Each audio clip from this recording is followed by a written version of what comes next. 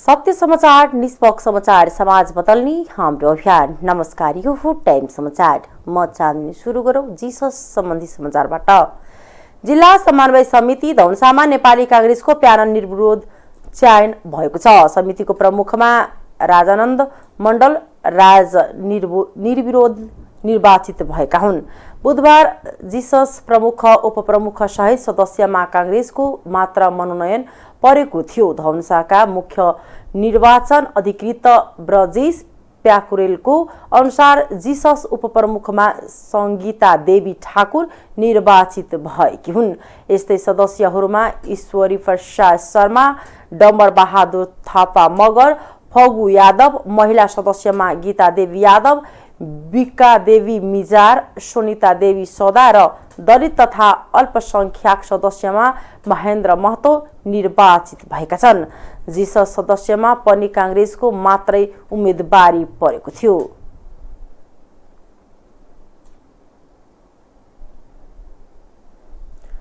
महतरीमा पोखरीमा डुबेर एक बालिकाको ज्यान गएको छ। मृत्यु हुनेमा जलेश्वर नगरपालिका वडा नम्बर 3 खैरा बस्ने किशोर सदाकी छोरी 14 वर्षीय छोरी आँचल रहेकी छिन्। बुधबार साँझ घर नजिकको पोखरीमा डुबेर बालिकाको मृत्यु भएको महतरीका प्रहरी प्रवक्ता डीएसपी प्रकाश विश्लेषले जानकारी दिए।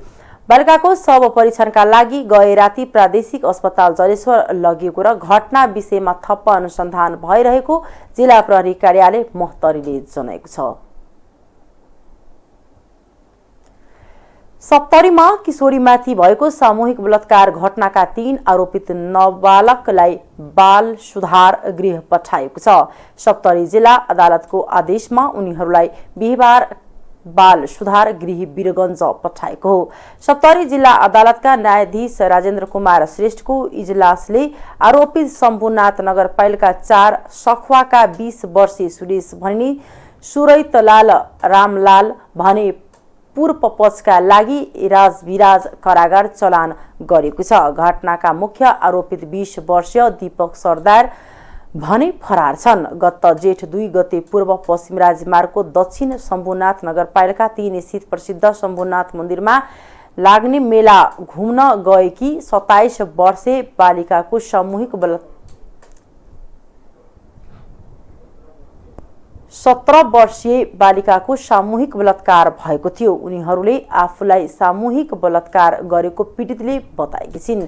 पीडितका अनुसार आरोपितहरूले शम्भुनाथ मन्दिरदेखि 100 मिटर पूर्व दक्षिणतर्फ पानी ट्याङ्की छेउमा लगेर सामूहिक बलात्कार गरेका हुन्। घटनाबारे घर परिवारमा जानकारी गराएपछि पीडितका हजुरबुबाले घटनाकै दिन जिल्ला प्रहरी कार्यालयमा उजुरी दिएका थिए। उजुरीका आधारमा प्रहरीले तत्कालै सुरैतलाल र 3 नाबालकलाई पक्राउ गरेर अनुसन्धान सहित कारबाही प्रक्रिया अघि बढाएको थियो। प्रतिनिधि सभाको आजको बैठकमा सांसदहरूले सरकारको चरको आलोचना गर्दै प्रश्नमाथि प्रश्न गरेका छन्। विनियोजन विधेयक 2079 अन्तर्गत विभिन्न 4 मन्त्रालयका विविध शीर्षकमाथिको जारी छलफलमा भाग लिने क्रममा सांसदहरूले प्रश्न गरेका हुन्। नेपाल मजदुर किसान पार्टीका सांसद प्रेम सुवालले माध्यमिक तहको शिक्षालाई निशुल्क गर्न नसके शिक्षा विज्ञान तथा प्रविधि मन्त्रालयको आवश्यकता नरहने बताएका छन्। प्रतिनिधि सभाको बिहीबारको बैठकमा बोल्दै सांसद सुवालले माध्यमिक तहको शिक्षा निशुल्क र अनिवार्य हुनुपर्ने बताए। उनले सरकारले माध्यमिक शिक्षालाई निशुल्क र अनिवार्य गराउन नसके शिक्षा मन्त्रालयको आवश्यकता नरहने बताए। विश्वविद्यालय शिक्षा पनि निशुल्क हुनुपर्ने बताए। तराईको जनताले आर्सेनिकयुक्त खानेपानी खानुपर्ने स्थितिमा खानेपानी मन्त्रालयको पनि औचित्य नभएको बताए। शिक्षा विज्ञान तथा प्रविधि मन्त्रालयले मावि शिक्षा निशुल्क र अनिवार्य विश्वविद्यालय शिक्षा निशुल्क नगर्ने हो भने यो मन्त्रालयको आवश्यकता छैन। ठगी गरिरहेका विदेशी विश्वविद्यालयका कलेजहरूको सञ्चालन अनुमति खारेज नगर्ने हो भने यो शिक्षा मन्त्रालयको आवश्यकता छैन। यो शिक्षा मन्त्रालयको औचित्य छैन उनले भने। तराईका जनताले आर्सेनिक पानी खानुपर्ने स्थिति यथावत छ। त्यसकारण खानेपानी मन्त्रालयको औचित्य छैन। भक्तपुर जिल्लाको खानेपानी स्रोत बागेश्वर भङ्गेरी डाँडाको बहाल वन्न मासेर खेलकुद मैदान बनाउने न्यूमा जंगल फडानी गरी खानेपानीको स्रोत बिगाड्नेहरूलाई अहिलेसम्म कारबाही भएको छैन। खानेपानी मन्त्रालयको औचित्य कहाँ छ? देशघाती एमसीसी सम्झौता गर्ने अर्थ मन्त्रालयको औचित्य छैन। नेकपा एमालेका सांसद भीम रावलले सरकारले परराष्ट्र नीति उल्लङ्घन गरे देश विरुद्धको अपराध हुने आरोप लगाएका छन्। प्रतिनिधि सभाको बैठकमा बोल्दै उनले भने, हामीले केही समय अगाडि राष्ट्रिय सुरक्षा नीति राजपत्रमा प्रकाशित भयो। राष्ट्रिय सुरक्षा नीतिको कुरा गर्न साथ यो सरकार तर्सिन्छ कि क्या हो? सांसद रावलले लिम्पियाधुरा, कालापानी र लिपुलेख भारतको अतिक्रमणमा पर्दा समेत सरकार चुइक बोल्न नसकेको आरोप लगाए। सरकार थरथर कापेर बसेको छ। जनताको निर्वाचित व्यक्ति प्रधानमन्त्री हुँदा यसरी नै राष्ट्रियताको सुरक्षा हुन्छ। हामीले दिनदिनै सुनिरहेका छौं। अमेरिका सेनाका प्रमुख आउने रे, यहाँ सेना प्रमुख अमेरिका जाने रे, के हुँदैछ? उनले प्रश्न गर्दै भने, यो रक्षा मन्त्रीजी समेत रहनु भएको प्रधानमन्त्रीलाई सोध्न चाहन्छ। एमसीसी पारित गर्दा हिन्द प्रशान्त रणनीति अनुसार सैनिक तैनाथी सम्झौता अर्थात् सोझा अगाडि बढाउने र केही समय अगाडि सुरु गरेको साझेदारी सम्झौतामा भित्र गर्नको लागि पाजो मिलाइरहेको आशंका व्यक्त गरे। उनले भने, मैले सैनिक प्रवक्ताको कुरा सुने। नेपाल शान्ति प्रक्रियाको सहभागिता बारे अमेरिकी सेनाका ठुला हाकिम यहाँ आउने रे, विश्वमा शान्ति कायम गर्नु कुरा नेपाल र अमेरिकाको मात्रै कुरा हो। सरकार र प्रधानमन्त्रीज्यूले जवाब दिनुस्। त्यसो त संयुक्त राष्ट्र संघको स्वतन्त्र सदस्यको हैसियतबाट योगदान गरेको कुरो हो। अमेरिकी सरकारसँग द्विपक्षीय कुरा गरेर सेनाका प्रधान सेनापति र हाम्रो सेनापति पनि अमेरिका जाने रे, प्रधानमन्त्री पनि पछि जाने रे। उनले स्वतन्त्र परराष्ट्र नीति उल्लङ्घन गरेर देश विरुद्धको अपराध हुने चेतावनी दिए। राष्ट्रियता विरुद्ध जानेलाई देशभक्त नेपालीले माफी नदिने समेत उनले बताए। अमेरिकी सेनाको इन्डो प्यासिफिक प्रशान्त क्षेत्रीय कमान्डका commanding general Charles A Flynn आज 4 दिने भ्रमणमा नेपाल आउँदैछन्। फ्लिन अहिले भारत भ्रमणमा रहेका छन्। उनी भारतबाट आज अपराह्न काठमाडौँ आइपुग्ने नेपाली सेनाका प्रवक्ता नारायण सिलवालले जानकारी दिए। आज उनी होटल हयातमा बस्नेछन्। फ्लिनले शुक्रबार प्रधानमन्त्री एवं रक्षा मन्त्री शेरबहादुर देउवासँग भेटवार्ता गर्नेछन्। शुक्रबार नै उनले प्रधान सेनापति प्रभुराम शर्मासँग जङ्गी अड्डामा भेटवार्ता गर्नेछन्। त्यसपछि उनले काठमाडौँ स्थित अमेरिकी दूतावासले आयोजना गर्ने कार्यक्रममा सहभागी हुनेछन्।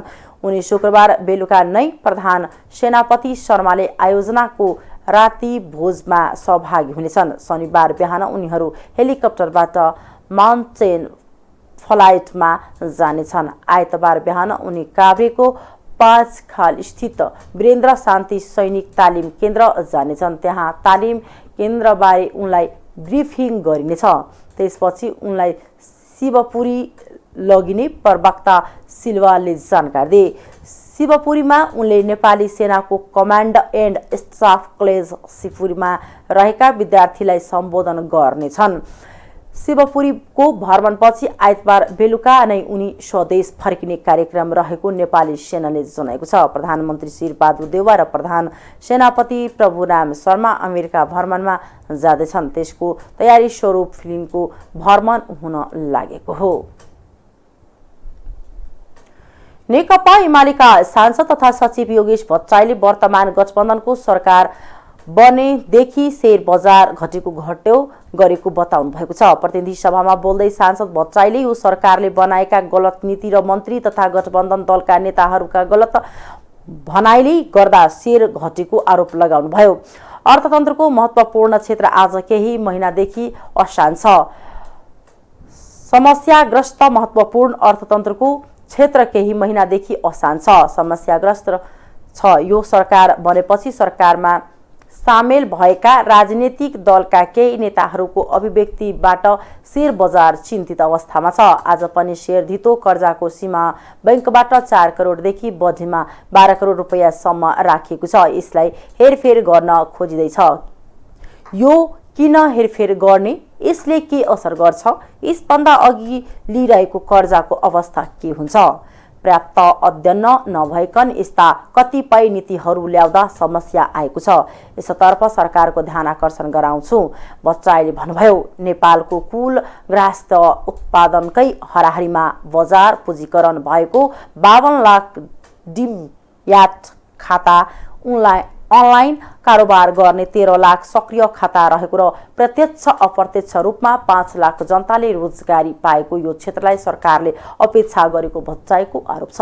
पुँजीवादी वा समाजवादी वा मिश्रित अर्थतन्त्र भनिएका देशको अर्थतन्त्रको प्रतिबिम्बको रूपमा शेयर बजारलाई हेरिने उदाहरण दिँदै सांसद भट्टराईले सरकारलाई वर्षेनी 18 अर्ब रुपैयाँ दिने शेयर बजारका नीति बनाउँदा ख्याल गर्न आग्रह गर्नुभयो।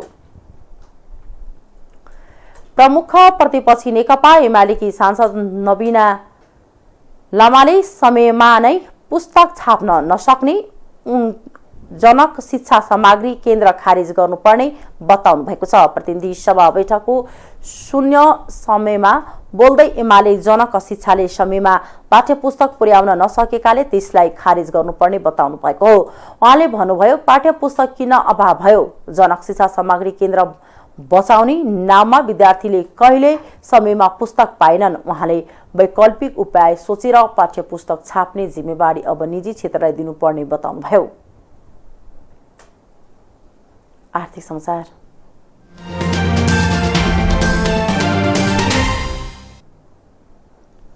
उद्योग मुलुक आत्मनिर्भर भइसकेको सेनिटरी प्याडको आयात प्रोत्साहित हुने गरी सरकारले चालेको कदमले करिब 6 अर्ब लगानीमा खुलेका 35 वटा स्वदेशी उद्योग बन्द हुने भएका छन्। व्यवसायिक अनुसार स्वदेशी उद्योगसँग करिब 90 करोड थान सेनिटरी प्याड उत्पादन गर्ने क्षमता छ। नेपालको अहिलेको माग 30 करोड थान हाराहारी रहेको व्यवसायी बताउँछन्। सरकारले आगामी आर्थिक वर्ष 2079-80 को बजेट मार्फत सेनिटरी प्याड आयातमा 90% भन्सार छुट दिने व्यवस्था गरेको छ। विदेशी सेनिटरी प्याड आयात गर्दा 15% भन्सार महसुल लाग्ने गरेकोमा अब 1.5% मात्र तिरे पुग्छ। सेनिटरी प्याड उद्योगीहरू सरकारले स्वदेशी उत्पादनलाई प्राथमिकतामा राखेर नीति ल्याउनु पर्नेमा विदेशी उत्पादनमा लाग्ने भन्सार 15बाट घटाएर 1.5% कायम गरेपछि स्वदेशी उद्योग बन्द हुने अवस्था आएको बताउँछन्। नेपालका सेनिटरी प्याड उद्योगले 6000 जनालाई रोजगारी दिएका छन्। स्वदेशी उद्योगले आयात गर्ने कच्चा पदार्थमा 1% भन्सार कायम गरे पनि प्याडमा प्रयोग हुने सबै कच्चा पदार्थमा लाग्ने कर 8.25% आउँछ। एउटा प्याड तयार हुन 7 थरी कच्चा पदार्थ आवश्यक पर्ने उद्योगी बताउँछन्। फ्लक पल्पमा भन्सार महसुल 5% लाग्छ। यो सेनिटरी प्याडमा 65% आवश्यक पर्ने कच्चा पदार्थ हो। Perforated P film release paper glue soap पाउडरमा 1% भन्सार महसुल लाग्छ।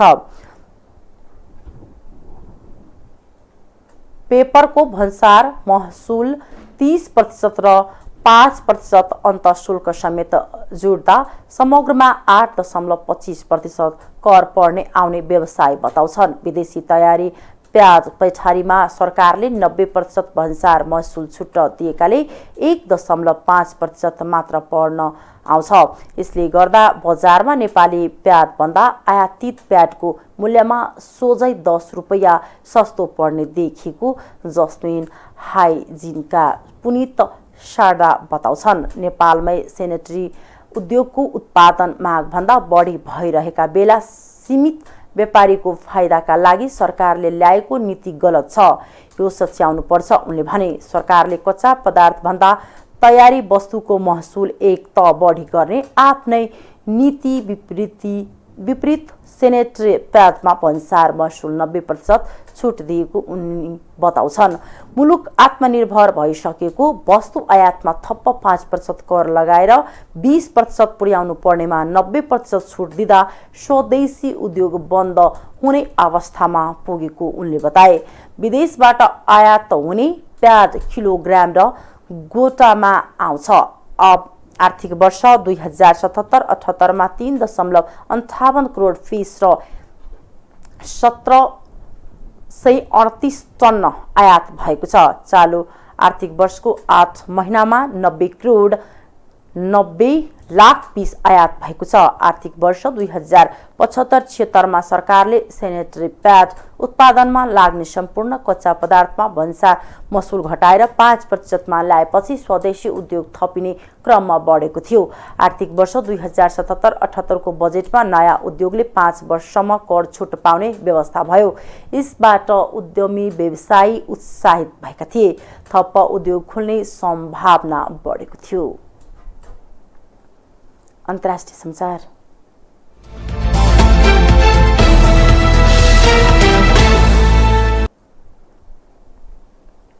युक्रेनको सेभेरोडोनेत्स्क शहरमा रुसी सेना र युक्रेनी सेना बीच भीषण युद्ध जारी रहेको छ।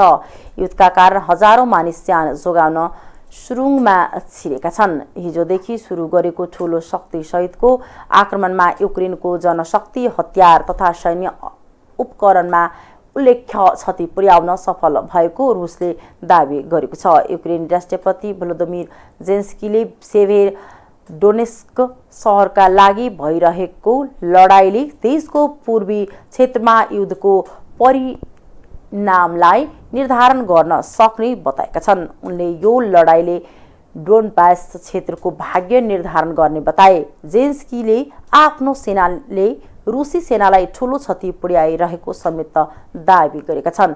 तर त्यस क्षेत्रका युक्रेनी अधिकारीले भने युक्रेनी सेना शहरको बाहिरी भागतर्फ धकेलिएको बताएका छन्। लुहान्स्कका गभर्नर सेर्ही हाइडाईले रुसले गोलाबारी र हवाई आक्रमण बढाएपछि विशेष सैन्य बल नै फिर्ता भएको बताए। गत मार्चको अन्त्यमा युक्रेनको राजधानी कीव वरपरको क्षेत्रबाट फिर्ता भएपछि रुसी सेनाले युक्रेनको पूर्वी क्षेत्रलाई केन्द्रबिन्दु बनाएर आक्रमण गरिरहेको छ। अन्टार्कटिकको ताजा हिउँमा पहिलो पटक प्लास्टिकका टुक्रा भेटिएका छन्। जमेको हिउँमा यसअघि नै प्लास्टिकका टुक्रा भेटिएको, तर ताजा हिउँमा पहिलो पटक प्लास्टिकका टुक्रा भेटिएको न्युजिल्यान्डका वैज्ञानिकलाई उद्धृत गर्दै बीबीसीले जनाएको छ। न्युजिल्यान्डको क्यान्टरबरी विश्वविद्यालयका अनुसन्धानकर्ताले अन्टार्कटिकका 19 वटा विभिन्न ठाउँबाट सङ्कलन गरेको ताजा हिउँ पग्लदा प्रति लिटर 29 वटासम्म प्लास्टिकका साना टुक्रा फेला परेका छन्। केही टुक्रा चामलको दाना जत्रो र केही नाङ्गो आँखाले देख्न नसक्ने खालका रहेका छन्। हिउँमा 13 प्रकारका प्लास्टिक पाइएको र सबैभन्दा धेरै 79% खानेपानीको बोतल र कपडामा प्रयोग हुने प्लास्टिक रहेको खबरमा उल्लेख छ। गएको वर्ष नेसनल एकेडेमी अफ साइन्सको एउटा अध्ययनले विश्वभर माइक्रोप्लास्टिक अर्थात् प्लास्टिकका साना टुक्रा संसारभर फैलिरहेको देखिएको थियो। धुलो, हावा र समुद्री छालको माध्यमबाट प्लास्टिक फैलिरहेको अध्ययनमा उल्लेख छ। वैज्ञानिकहरूले यसअघि सगरमाथा र समुद्रको गहिराईमा पनि माइक्रोप्लास्टिक फेला परिसकेका छन्। यसले वातावरण संरक्षण ठूलो चुनौती थपेको वैज्ञानिकहरूले जनाएका छन्। खेलकुद समाचार।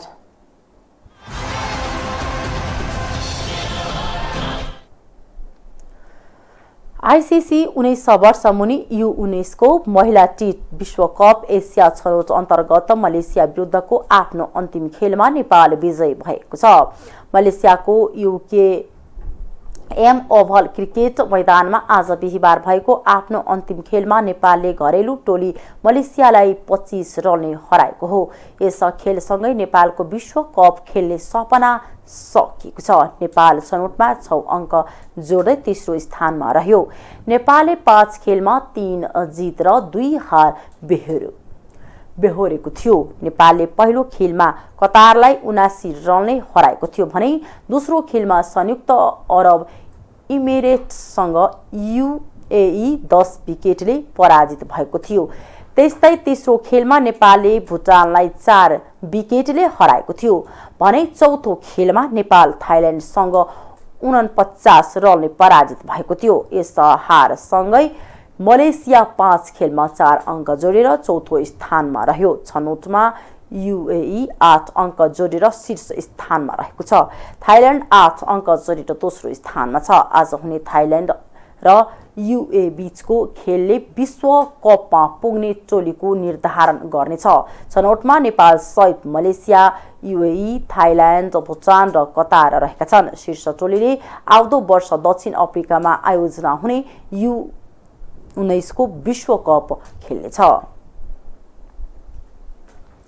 आईसीसी पुरुष क्रिकेट विश्वकप लिग 2 अन्तर्गतको श्रृङ्खलाका लागि अमेरिकामा रहेको नेपाली राष्ट्रिय क्रिकेट टोलीले आज ओमानसँग खेल्दैछ।